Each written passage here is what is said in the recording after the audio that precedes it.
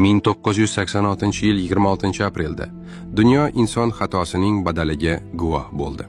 Tungi soat 1:23da Chernobil atom elektr stansiyasining 4-reaktori ichida xavfsizlik sinovi dahshatli tarzda barbod bo'ldi. Bir necha soniya ichida reaktor kichik yadro bombasining kuchi bilan portladi. Pripyat uzra tungi osmon moviy yog'du bilan yorishdi.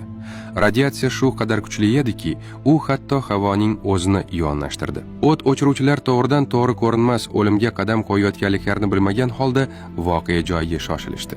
Ularning terilari kuydi, a'zolari eridi, lekin ular olov bilan kurashishda davom etdilar. Ertasi kuni ertalab bolalar radioaktiv kuldan iborat mayin qor ostida buni oddiy chang deb o'ylab o'ynashdi. Sovet hukumati haqiqatni tan olgan vaqtda zarar allaqachon yetkazib bo'lingan edi. Butun shaharlar evakuatsiya qilindi, o'rmonlar qizarib ketdi.